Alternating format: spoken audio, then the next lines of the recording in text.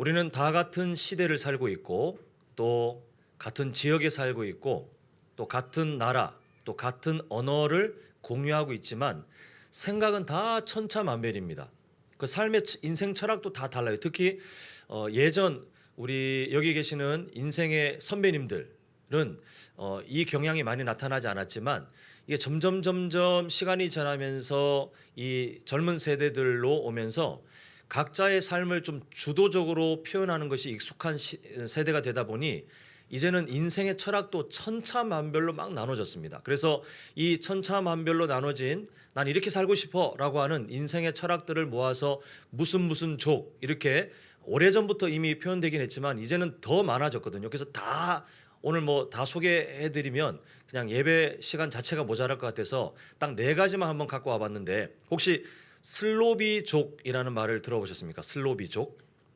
이게 뭐냐 하면 우리 성도님들 중에 동감하시는 분이 계실지 모르겠는데 그 부모님들은 속 터지는 족들이에요. 부모님들은 보면 아유 막 속이 답답해가지고 속 터질 수 있는데 개인의 능력이 좀 더 높은 수입을 얻을 수 있는 어떤 능력이 있는데 그걸 위해서 막 아등바등 이렇게 살기보다 나는 수입이 좀 낮게 받아도 그냥 마음 편하게 살랍니다. 이렇게 생각하는 경향들이 많이 나타나고 있다고 합니다. 우리 부모님 세대는 어떻게 하든 그냥 악착같이 최대한 많이 받고 최대한 버티고 이렇게 했으면 좋겠는데 이런 경향의 철학, 인생 철학을 갖고 있는 자녀들을 만나면 속이 터지는 거죠. 그런 손주들 만나면 속이 터지는데 근데 이 생각을 가지고 있는 사람들에게는 이게 너무 소중한 거예요. 그래서 내 인생에 내 시간을 내가 주도적으로 잘 쓰기 위해서 내가 원하는 수준까지 쓰기 위해서 나는 조금만 더 노력하면 더 높은 수익을 얻을 수 있지만 그러나 그렇게 목매달고 싶지 않기 때문에 적당한 수준으로 살면서 좀 낮은 수준으로 살더라도 나는 내 인생을 주도적으로 내 마음껏 살렵니다라고 하는 사람들이 슬로비족이라고 이게 평가되고 있습니다. 자, 두 번째로 이거는 뭐 이미 오래되긴 했지만 욜로족, 욜로를 외치는 사람들이 있는데 이거는 내 인생은 한 번뿐이다라고 하는 영어 단어의 첫 글자를 따라서 욜로라고 부르는데 이 사람들도 사실 우리 부모님들 세대가 보면 속 터지는 사람들이 참 많이 나오네요. 이 욜로족은 뭐냐 하면 노후를 준비하기보다 그냥 현재가 중요해. 현재 나는 내 인생을 즐기기 위해서 내 돈을 막 쓸 거야. 내 시간을 막 쓸 거야. 이렇게 하는 겁니다. 예를 들면 우리 부모님들 세대는 돈을 정말 열심히 모아서 나중에 집 한 칸이라도 마련하는 것이 지혜롭다라고 생각하는데 이 욜로족들은 절대 그렇게 하지 않아요. 그건 미련한 인생. 나는 내 인생 뭐 나중에 일찍 죽을지 어떻게 될지 모르는데 현재를 즐기겠다. 그래서 나중에 집 한 칸을 마련하기 위해서 지금 알뜰하게 살기보다 나중에 어떻게 되든 나는 지금을 즐기겠다. 내 인생 지금 젊을 때 내가 조금이라도 힘이 있을 때 즐겁게 살겠다라고 하는 사람들이 욜로족입니다. 이게 약간 변형됩니다. 코로나 시대를 거치면서 사람들끼리 못 만나다 보니 어떤 족이 탄생됐냐면 홀로랑 욜로가 합쳐져 가지고 욜로족들이 생겼어요. 이 사람들은 뭐냐 하면 똑같아요. 내 인생이 최고야. 지금 현재를 즐길 거야. 그런데 다른 사람들하고 만나면 또 그 사람하고 관계 적당히 생각해도 골치 아프니까 나 혼자 즐길 거야. 내 인생 혼자 있는 게 좋아. 그래서 이 사람들은 퇴근하고 집에 오면 혼자만의 시간을 즐기는 거예요. 집에서. 아니면 사람들과 겹치지 않는 내 인생의 뭔가를 즐기면서 홀로 누군가와 겹치지 않는 내 혼자만의 시간이 최고다라고 하는 홀로족들이 나타났다고 합니다. 마지막 파이어족은 이제 어찌 보면 옛날 좀 우리 그 부모님 세대 조금 더 맞을 텐데 이 사람들은 어떤 꿈이 있냐면 돈을 벌어보니 맨날 직장 생활하고 그렇게 아둥바둥 사는 시간을 나중에 퇴직할 때까지 시간을 계산하니까 내가 무슨 직장이나 일하는데 노예도 아니고 나는 그렇게 불행하게 못 살겠어. 우리 부모님들 보니까 그렇게 평생 그렇게 살다가 등골 빠지고 나중에 병들어서 고생하시는데 나는 절대 그렇게 못 살겠어. 그럼 어떻게 하느냐? 노후를 당기자. 그래서 은퇴를 일찍 생각합니다. 대신 나중에 은퇴를 하고 나서 내 인생도 그래도 안전하게 또 평안하게 살아야 되니까 지금 그냥 악착같이 알뜰하게 정말 할 수 있는 한 돈을 바짝 모으고 바짝 아껴서 돈을 모은 다음에 어느 정도가 되면 은퇴 나이가 아니어도 일찍 은퇴하고 내 인생을 즐기자 하는 사람들이 파이어족인데, 지금 네 가지만 말씀드렸지만 혹시 우리 성도님들 이 중에 그래 나도 이렇게 살 걸, 나도 이렇게 살 걸 하는 인생의 철학에 맞는 어떤 가치가 있습니까? 지금 네 가지만 말씀드렸지만 사실 아까도 잠시 표현했지만요, 요즘 너무 이게 사람들이 나는 내 인생이 이렇게 중요해라고 자신의 어떤 철학을 주도적으로 표현하는 것이 익숙한 세대가 되다 보니 무슨 족이 되게 많이 있어요. 우리 성도님들은 어떤 족에 속할지, 아니면 살아온 세대가 마음은 그럴지 몰라도 그냥 우리 기성세대 옛날 모습처럼 그냥 그 흔한 흐름 있잖아요. 기성세대가 꿈꾸는, 그리고 아니면 당연하게 배워왔던, 그냥 결혼하면 이렇게 살아야 되고 자녀를 몇 명 낳고 이렇게 하고 이렇게 해서 노후가 되면 또 나중에 뭘 해야 되고, 그냥 공식처럼 살아왔던 그 삶에 익숙하실지언정 그래도 마음 한켠에 나는 이렇게 살았어야 했는데 저런 삶 멋진데 라고 혹시 동감하시는 게 있을지 모르겠습니다. 근데 이 수많은 천차만별의 생각들, 무슨 족 이렇게 천차만별로 나눠지는 생각들에게도 매우 강력한 공통점이 하나 있는데, 그게 뭐냐 하면 나는 행복하게 살고 싶어해요. 이 다양한 경향들, 인생의 철학들의 목적이 뭐냐 하면 다 나는 행복하게 살고 싶어요. 어떤 사람은 지금 바짝 고생해서 나중에 행복을 누리는 게 맞아. 어떤 사람은 반대로 아니 지금 나중 행복 아니야. 지금 내가 행복해야 돼. 지금 내 인생이 중요해. 나는 지금 행복하게 살고 싶어. 이렇게 서로가 서로 다른 선택은 할지 모르겠지만 공통점이 뭐냐 하면 나는 행복하게 살고 싶어예요. 우리 성도님들은 무슨 족에 속할지, 아니면 이렇게 살아왔지만 내 마음은 어떨지 다 모르겠지만 우리 인간의 공통적인 본능이 바로 그겁니다. 나는 행복하게 살고 싶어. 이거는 어떤 사람이든 다 같은 꿈을 품고 살고 있습니다. 그래서 우리 성도님들을 보면 지금까지 오랫동안 수고하시고, 또 때로는 오랫동안 살아가는 그 인생 가운데 때때로 내가 하고 싶은 것들을 그냥 포기하는 것이 마땅한 것처럼 살아오셨던 그 이유가 뭐냐 하면 다 행복을 위해서예요. 내가 불행하기 위해서 일부러 열심히 직장 다니고, 내가 불행하기 위해서 정년퇴직까지 최대한 견디고, 내가 불행하기 위해서 하고 싶은 것 참고 자녀들을 위해서 적금 모으고 이렇게 했던 것들이 아니잖아요. 나는 이렇게 하는 게 행복이야. 난 이렇게 하는 것이 우리 가족의 행복이야 라고 하면서 행복을 위해서 우리 성도님들은 지금까지 땀을 흘리고 또 눈물을 참으면서 견뎌오신 줄 믿습니다. 근데 우리가 그렇게 열망하는 행복, 이 행복에 오늘 좀 함께 고민해야 될 세 가지 진실이 있는데, 우리가 그 진실을 통해서 우리를 향하신 하나님의 마음을 좀 발견하고자 합니다. 자, 첫 번째가 뭐냐 하면 과연 우리는 지금 행복한가라고 하는 질문을 좀 고민해야 되겠습니다. 우리 성도님들께서 또 지금 우리의 자녀들도 마찬가지로 보면 그냥 한량처럼 놀고 그냥 인생에 꿈이 없는 것처럼 그렇게 사는 사람들은 거의 없지 않습니까? 그렇게 사는 친구는 제가 보기에는 저희 딸밖에 없는 것 같아요. 그냥 인생의 목적 없이 그냥 인생 하루하루가 즐겁고, 어린이집 나오면 놀이터가 내 인생의 행복 같아서 소리 지르면서 놀고 싶다 하면서 그렇게 살아가는 친구는 제 딸밖에 없는 것 같아요. 다 다른 그 이상 우리 자녀들도 우리 성도님들도 다 뭔가 수고하고 참고 뭔가를 포기하며 살아가시는데, 그 목적이 아까도 말씀드렸지만 행복 아닙니까? 근데 질문을 드리고 싶은 거예요. 그렇게 행복을 위해서 오랫동안 견디고 또 그 행복을 우리 자녀들에게 가르치면서 너 견뎌야 돼, 참아야 돼 라고 하고 있는데, 지금 현재 그렇게 행복하신가 하는 질문을 한번 드려보자는 것입니다. 이제는 이런 통계 자료를 언급하는 게 의미가 없을 정도는 이제는 아예 고착화되었는데, 전 세계 행복 지수를 매년마다 발표합니다. 우리나라는 늘 순위로 보면 중위권이에요. 중위권.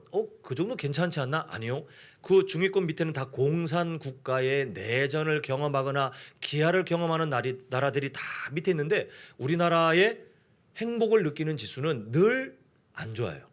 늘 불행하다고 생각하고 있어요. 지금도 사람들은 행복을 위해서 무슨 족이라고 평가받으면서, 아니면 때로는 어떤 선택을 해서 수고하고 눈물을 참으면서 견뎌오고 있는데 행복 지수는 늘 좋지 않아요. 우리 자녀들 어떻습니까? 청소년들 행복 지수는 OECD 국가 중에 이제 뭐 이거 벗어날까 싶은데 늘 꼴찌예요. 항상 꼴찌를 면하지 못하고 있습니다. 우리 자녀들은 늘 불행한 삶으로 살고 있습니다. 여기 청년들 있는데 청소년의 그 학업에 막 지쳤던 그 시간을 지났는데 우리 부모님들이 이런 말씀 하시는지 모르겠지만 저는 늘 들었던 얘기가 야 나중에 대학 가서 해. 대학 가서 해. 대학 가서 해. 이런 얘기가 우리 또래는 너무 그냥 팽배했어요. 그냥 대학 가면 인생이 펴질 것 같았는데 우리 청년들은 모르겠지만 똑같을 것 같아요. 인생 고등학교 졸업하고 대학 가봐야 똑같이 인생을 경험하고 수고하고 포기하고 행복을 향해 살고 있지만 과연 나는 행복한가라고 하는 우리의 질문에 대해서 우리는 특히 이 시대는 행복하다라는 답을 할 수 없는 시대를 우리가 살아가고 있다는 것입니다. 참 안타깝지 않습니까? 행복을 추구하면서 행복을 그렇게 목말라하는데 그 지표들 보면 행복하지 않다는 것이 매우 안타까운 우리가 직면하고 있는 현실이며 우리가 행복에 대해서 첫 번째 바라보게 되는 진실입니다. 자, 두 번째가 뭐냐 하면 두 번째 진실이 있는데 그렇다면 우리가 늘 행복하지 않느냐? 그건 아니죠. 우리가 살아가면서 때로는 우리가 기쁘고 행복을 느끼는데 그 행복이 길지 않다는 거예요. 그 이유가 뭐냐 하면 지금 화면에 보이는 그 내용처럼 인간에게 공통적으로 나타나고 있는 현상이 있는데 그게 뭐냐 하면 바로 쾌락 적응 현상과 또 천국의 오류 현상이 나타나고 있어요. 이게 뭔 말이요? 쉽겠지만 우리가 이것을 인지하시든 인지하지 않든 이미 이 현상을 그냥 경험하면서 살고 있어요. 인간이라면 누구나 이렇게 살아갈 수밖에 없기 때문에 아까 전에 그냥 인생의 목적 없는 것처럼 현재가 즐거워 그렇게 행복하게 살고 싶어라고 하는 어린 저희 딸도 이 쾌락 적응과 천국의 오류에서 절대 벗어날 수 없어요. 자, 우리 아까 전에 청년들 얘기를 했는데 우리 청년들 이제 예배 끝나고 또 청년부 모임을 하게 됩니다. 또 많은 질문들을 하게 되는데요. 그 청년들의 시대 이 청춘들이 있는 청년 세대를 한번 예를 들어보면 이 청년들은 다른 세대보다 더 연애를 하고 싶어요. 이성에 대한 매력을 느끼는 이성과 정말 달달한 그 사랑에 빠지는 연애를 하고 싶어요. 하고 있는지 모르겠지만 하고 싶어요.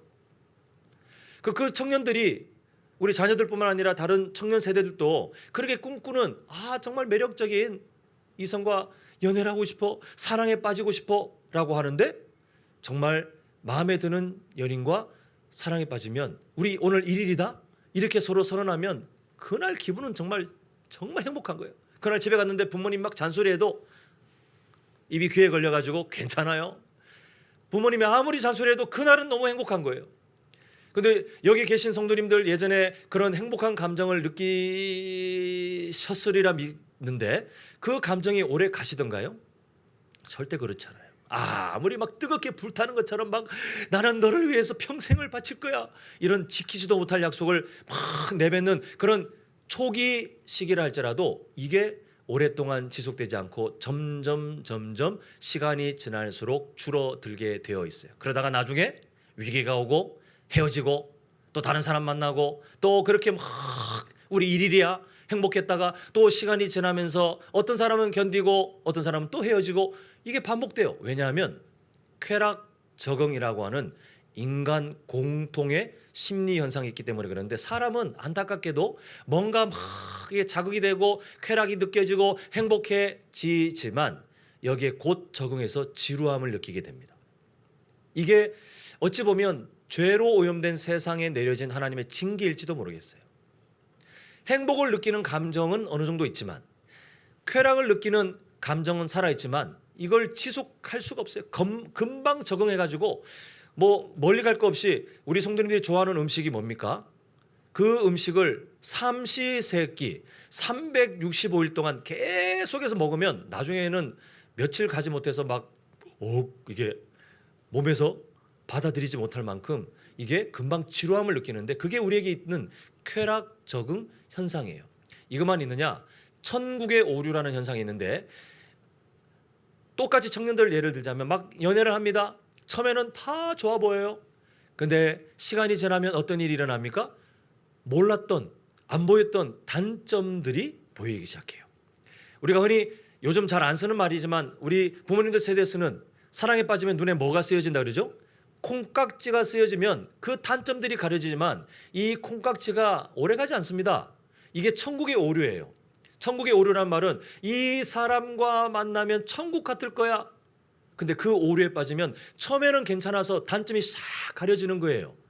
근데 나중에 시간이 지나면 이 사람에게 그동안 내가 발견하지 않던 이 사람이 숨긴 게 아니거든요. 그 사람은 그대로예요. 근데 내가 콩깍지에 빠져서 천국의 오류에 빠져서 장점만 보고 단점은 내가 무시하고 그렇게 살아왔던 그 모습들이 나중에 시간 지나면 단점들이 막 보이기 시작해요. 실망하고 이제 그때부터는 정말 그 마음이 진짜인지 아닌지 드러나게 됩니다. 우리 청년들 계시고 또 우리 자녀들도 나중에 가정을 이룰 텐데 나중에 결혼하기 직전에 보면 정말 심사숙고해서 정말 내 인생 함께 동반할 그 사람을 결정해서 결혼식장에 들어가잖아요.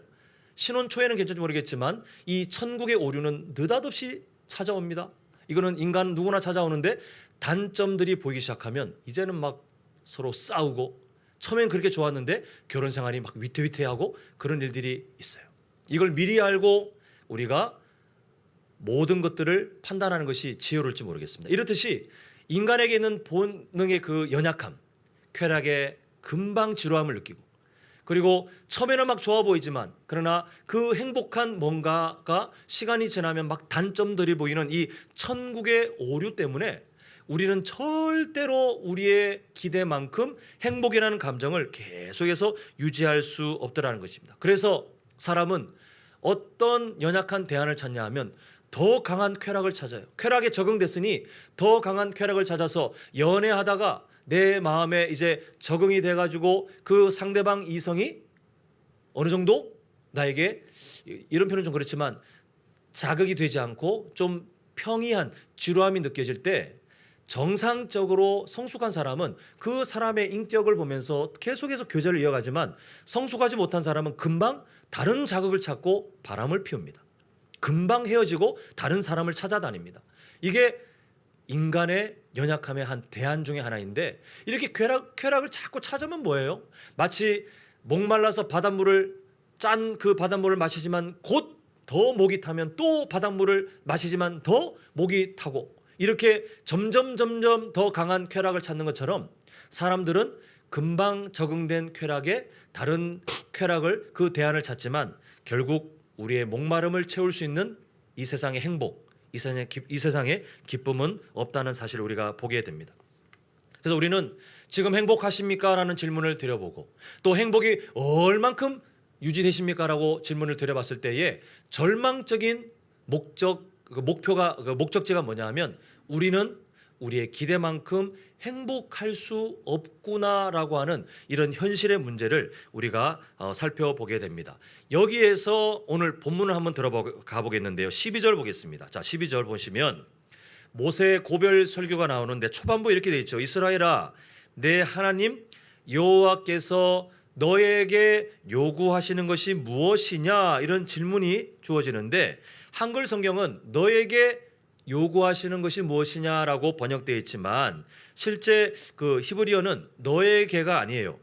너와 함께 있는 것들로부터라고 하면서 이 사람의 중심을 더 건드리는 단어로 되어 있는데요. 결국 좀 더 이 의미에 맞게 바꾸면 너의 마음속 깊은 곳, 이스라엘아, 너의 마음속 깊은 곳에 대해서 하나님이 지금 요구하는 것이 무엇이냐라고 그냥 단순히 어떤 표면적인 것이 아니라 우리의 진짜 중심, 우리의 본능, 우리의 속 깊은 곳에 대해 하나님이 요구하시는 것이 무엇이냐를 묻고 계십니다.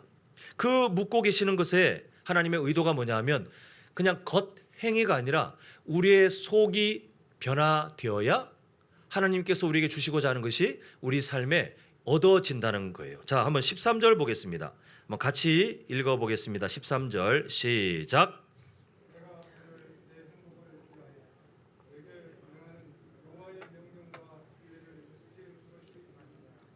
예, 저는 그 목회자로 있으면서 정말 안타까울 때가 뭐냐 하면 하나님에 대해서 한쪽 면으로 너무 치우쳐서 하나님을 경외하다가 아예 너무 가서 하나님을 공포스럽게 생각하는 분들이 보면 참 안타까워요.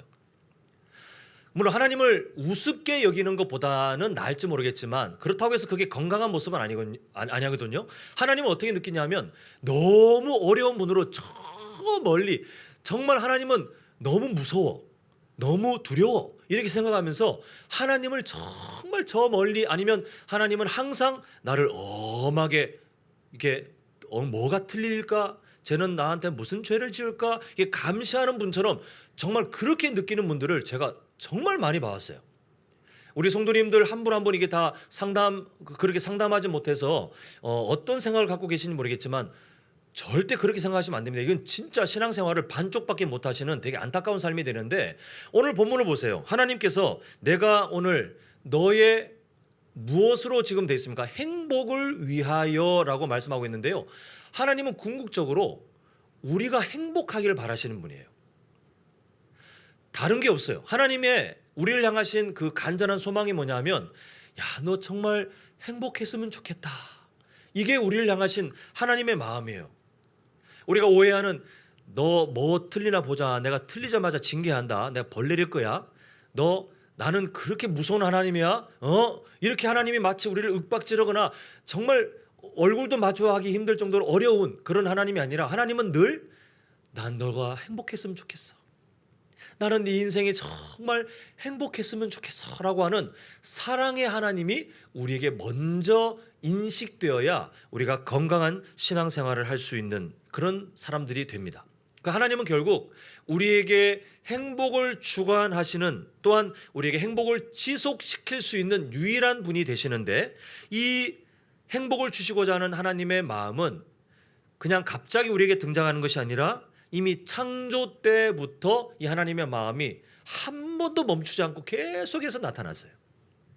창조하실 때부터, 인간을 창조하실 때부터 인간이 이 세상에서 행복하길 바라셨기 때문에 하나님은 너희들 이렇게 살면 행복하다, 이렇게 하면 행복하다라고 하시면서 에덴 동산에 최초의 인간을 만드셨을 때도 하나님께서는 선악을 알게 하는 나무의 열매, 그 관련된 명령을 주신 이유가 뭐냐 하면, 요거 걸리기만 걸려, 아주 그냥 한번 걸리면 마치 그 범죄자를 찾는 경찰의 눈으로 그렇게 만드신 것이 아니고, 이 명령을 너희들이 알고 이 명령을 지켜야 진짜 행복을 경험할 수 있어. 하나님은 인간을 보호하시기 위해서 이 행복에 대한 명령을 담아서 선악을 알게 하는 나무에 대한 명령, 그것을 먹지 말라라고 하는 명령을 주신 거예요.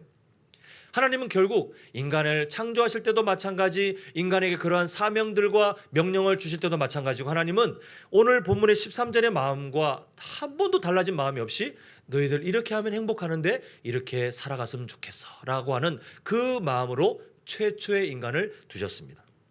그러나 악한 마귀의 그 달콤한 유혹에 빠져서 이게 행복인데, 그게 아니라 악한 마귀가 던지는 그 유혹에 빠져서 이걸 먹기만 하면 하나님처럼 된다고, 내가 지금보다 더 행복해질 수 있다고, 내가 지금보다 더 괜찮은 삶이 된다고 하는 거짓말에 넘어가서 최초의 인간의 그 범죄로 인해서 지금까지 우리의 삶도 마찬가지고 우리의 자녀도 우리의 손주도 마찬가지고 정말 안타까운 죄의 그 영향력에 하나님이 주신 좋은 것들이 다 무너진 세상을 지금 우리가 살아가고 있습니다. 그러다 보니 우리는 무엇을 하든 인간의 본연의 그 연약함이 뭐냐면, 뭘 하든 결국은 행복에 도달할 수가 없어요. 무엇을 하든 행복을 잃어버릴 수밖에 없어요. 무엇을 하든 가짜 행복, 목마를 때 바닷물을 마시는 것처럼 가짜 행복에 사로잡혀서 그냥 악한 마귀가 만들어 놓은 세상의 잘못된 방식에 목이 매여서 그게 진짜 행복을 찾는 방식인 것처럼 그렇게 살아갈 수밖에 없는데, 그러나 하나님께서는 우리를 사랑하셔서 인류 역사 가운데 하나님의 마음이 담긴 편지인 성경을 주셨고, 그리고 그것뿐만 아니라 우리에게 예수님의 십자가 사랑을 허락하신 것을 보게 됩니다. 우리가 한번 로마서 5장 8절 화면을 보시면 나와 있습니다. 우리 한번 같이, 하나님의 마음이 담겨져 있으니까요, 같이 읽겠습니다. 시작. 우리가 아직 죄인 되었을 때에 하나님께서 자기의 사랑을 확증하셨느니라. 하나님께서 우리에게 너희들 행복했으면 좋겠어. 우리 부모님들 마음이 그러하지 않습니까? 자녀들을 위해서 그렇게 수고하고 참고 때로는 속 썩여도 호적에서 파버릴 거야 이렇게 하지 않고, 그래도 내 아들, 그래도 내 딸 이렇게 품고 그 눈물의 세월을 잘 견디면서 그렇게 자녀들에게 헌신하신 이유가 뭡니까? 내 자녀들이 행복했으면 좋겠다는 그 부모님의 마음을 갖고 계시기 때문에 그렇게 살아오신 거예요. 하나님 동일하셔요. 하나님께서 우리에게 너희 이렇게 되어야 행복하는데, 이렇게 살아야 행복하는데, 하나님께서 수많은 그 마음들을 주셨지만 인간의 마음에 죄가 가득하니 이걸 스스로 해결할 수 없으니, 구약의 내용이 바로 그거 아닙니까? 인간은 뭘 해도 실패야.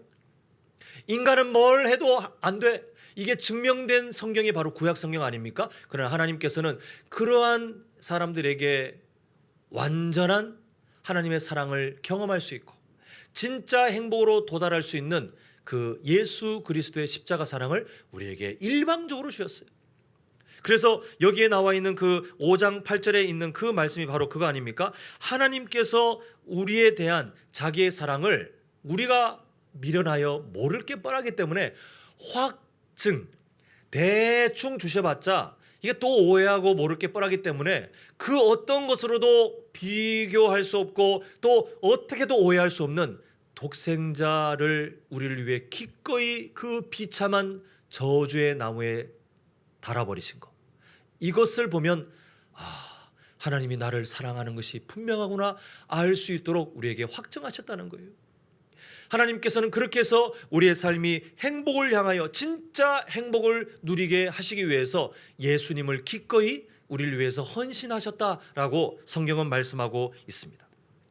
이제 여기에서 행복에 대한 세 번째 진실을 우리가 보게 되는데, 그게 뭐냐 하면 행복에 대한 하나님의 생각과 행복을 추구하는 우리의 생각이 다를 때가 참 많이 있더라는 것입니다. 참 이상하지 않습니까? 너희들 행복했으면 좋겠어, 너희들 행복했으면 좋겠어 라고 하나님께서 정말 창조 때부터 구구절절히 하나님의 마음을 나타내시면서 심지어 독생자 예수까지 기꺼이 그 저주의 나무에 달려 죽도록 하셨던 그 하나님의 마음이 너희들 행복했으면 좋겠어, 행복했으면 좋겠어라고 하는 그 마음이 그것이라는 것을 우리가 지금 알고 있는데, 왜 우리의 인생은 행복하지 않습니까? 그런 두 가지 경우예요. 하나는 하나님이 거짓말장이시거나 아니면 우리가 하나님의 마음과 전혀 다른 이상한 행복을 찾고 있거나, 두 가지 경우인데 당연히 답은 후자예요. 하나님께서 우리에게 행복을 바라시는 마음은 변치 않으셔요. 지금도 그렇고 앞으로도 그러신데 왜 우리 삶에 그런 괴리가 생기냐면 하나님께서 창조 때부터 정하신 그 행복의 내용과 행복의 방식이 있는데 우리는 자꾸 세상이 우리에게 거짓말로 가르쳐 놓은 그 행복, 그게 진짜 행복인 것처럼, 목마를 때 부모님은 우리에게 깨끗한 물을 마시면 괜찮다라고 하는데 미련한 아이들은 아니요, 저 바닷물을, 저 여수 앞바다에 가서 바닷물 마시면 목이 목마름이 사라질 것 같아요라고 하는 이상한 생각에 빠져 있는 것처럼 우리가 행복에 대해 잘못된 생각을 갖고 있을 경우가 참 많더라는 것입니다. 예수님을 믿는다고 하는 우리의 안타까운 현 주소일 확률이 높아요. 우리 성도님들께서 하나님이 주시는 그 행복의 수준에 늘 도달하 계시면 참 좋겠지만, 그러나 안타깝게도 아직 연약한 우리는 하나님이 가르치시는 행복과 전혀 다른 방향을 향해 가고 있거나 하나님이 가르치시는 행복을 보고는 있는데 아직까지 그 발걸음이 깨작깨작 이렇게 살아갈 때가 있기 때문에 행복을 추구하는 우리의 본능은 여전히 있지만, 그래서 우리가 수고하고 눈물을 참는 그 행복의 노력은 여전히 있지만, 그래서 무슨 족으로 평가될 만큼 정말 천차만별이지만 모든 인간이 행복하고 싶어요 라고 하는 공통점을 갖고 있는 것은 분명하지만 여전히 우리는 행복과 멀게 느껴지는 우리의 삶이 있다는 것입니다.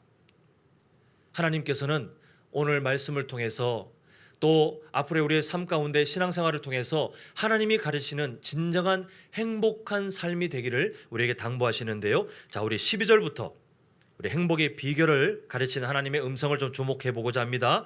자, 첫 번째 우리가 행복해지는 비결이 뭐냐 하면, 요구하시는 것이 무엇이냐, 그 다음에 이어지는 게 뭐냐면 첫 번째 비결, 자 따라합니다. 하나님을 경외하는 것.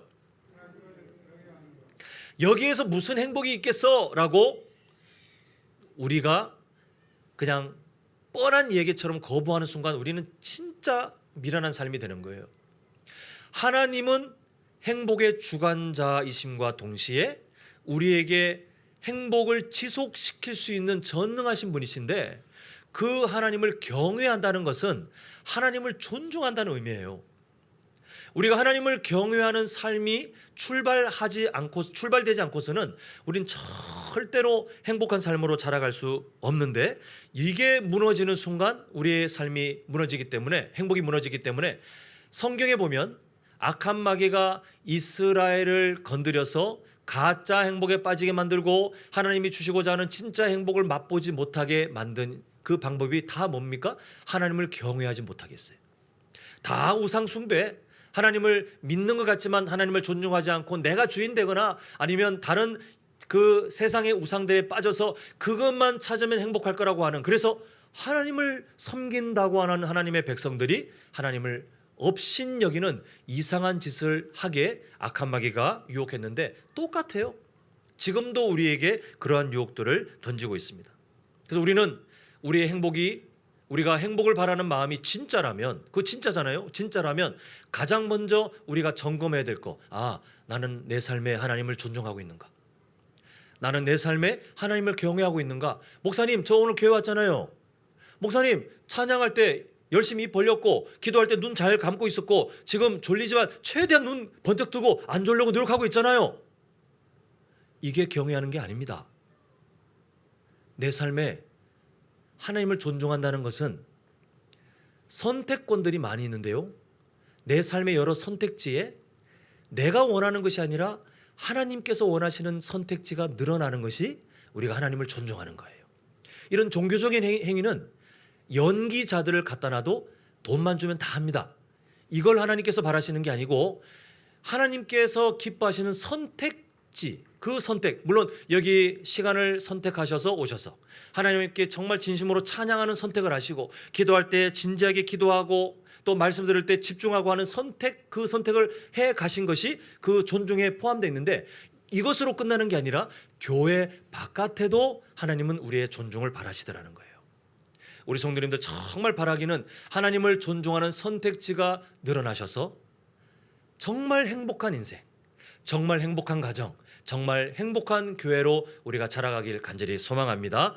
자, 다음으로 이어지는 내용을 보면 하나님을 경외하여, 그 다음에 뭐라고 되어 있냐면 그의 모든 도를 뭐합니까? 행하고 라고 되어 있습니다. 이게 그의 모든 도를 행하고가 뭐지? 감이 안 오시겠지만 이 히브리어 원어가 말하는 내용은 되게 직설적이에요. 뭐냐면, 자, 저를 따라합니다. 하나님의 모든 길 위에서 내가 걸어가는 것. 네, 다른 길들이 많이 우리 눈앞에 있는데 하나님이 알려주시는 길이 있더라는 거예요. 근데 그 길은 때로는 좁을 수도 있고 때로는 오르막길일 수도 있는데, 다른 길은 막 넓어 보이고 풍경이 좋다 할지라도 그래도 하나님이 알려주신 길을 나는 걷겠습니다. 그래서 내 인생의 두 발이 하나님이 알려주신 그 길을 걸어가는 것이 바로 그의 모든 도를 행하는 것이에요. 이때 우리가 하나님이 주신 행복을 우리 삶에서 누릴 수 있게 된다는 것이 바로 하나님께서 알려주신 두 번째 비결입니다. 좋은 예들이 우리 성경의 믿음의 선배님들 가운데 많이 있어요. 물론 그 믿음의 선배님들 잘 보면 늘 온전하지 않았습니다. 성경의 진리는 그거거든요.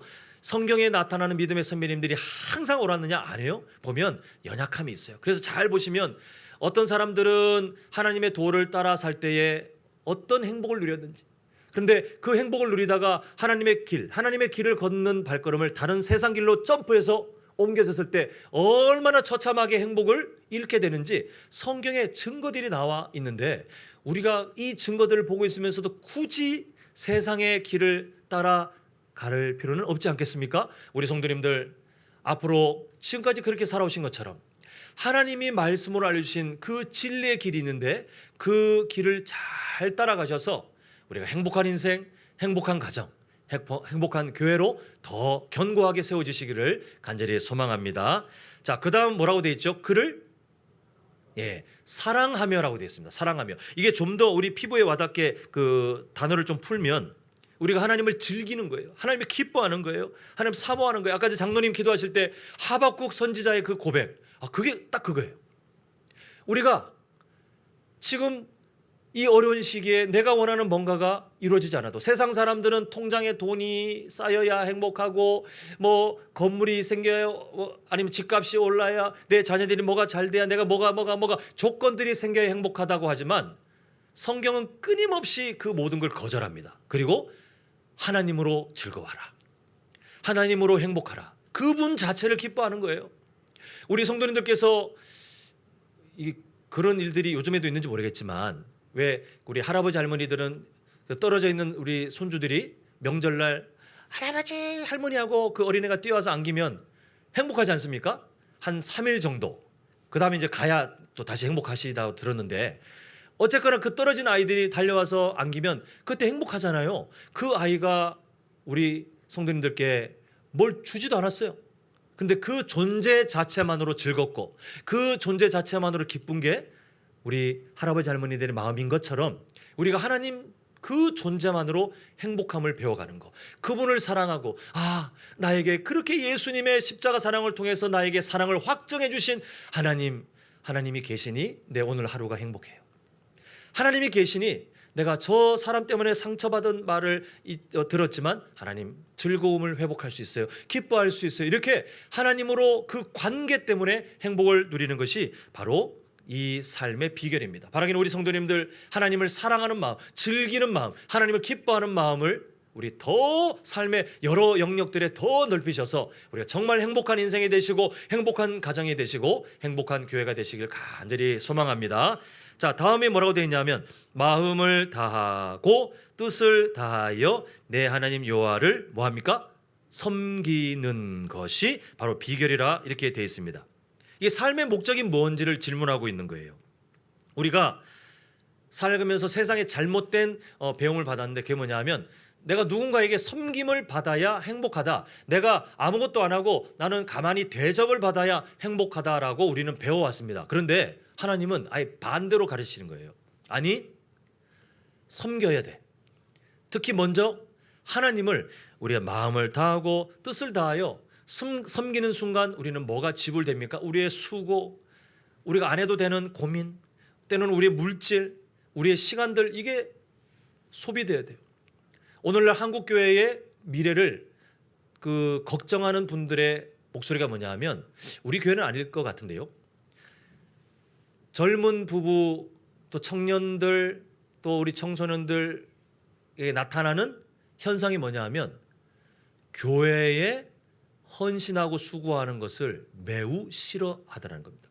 힘들어가 아니라 매우 싫어하더라는 거예요. 그래서 교회에서 말씀을 배우고 좀 성숙해지면 사명의 자리, 사역의 자리에 가야 그 사람이 진짜 성장하게 되는데, 그 자리로 초청을 하면 교회를 안 나와요. 아니면 그렇게 요구하지 않는 교회를 찾아다니는 경향들이 점점 늘어나고 있어요.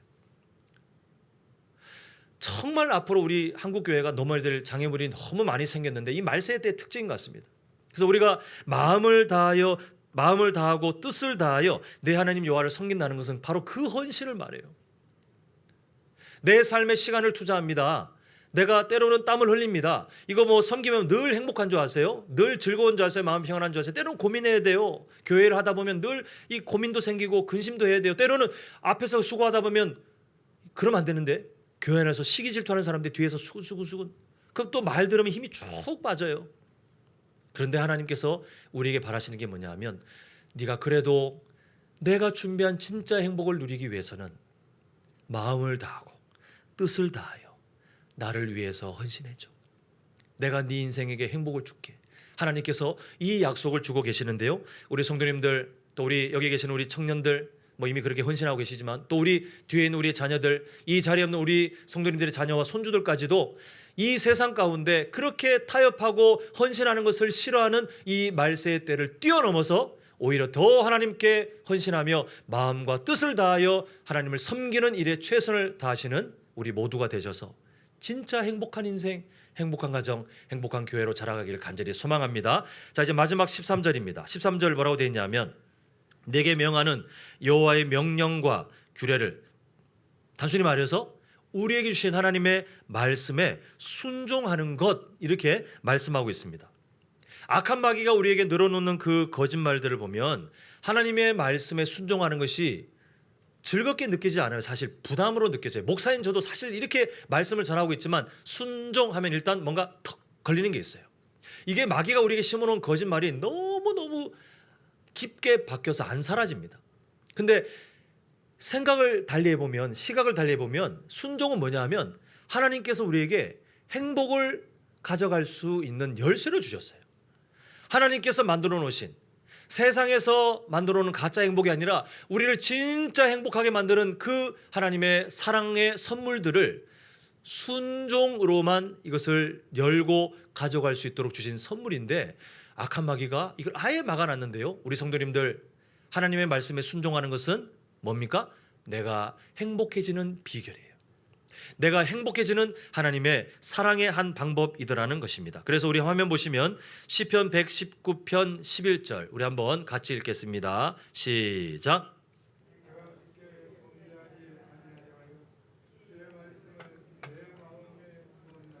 범죄하는 것은 하나님께서 주신 행복을 아예 그냥 발로 걷어차는 미련한 짓 아닙니까?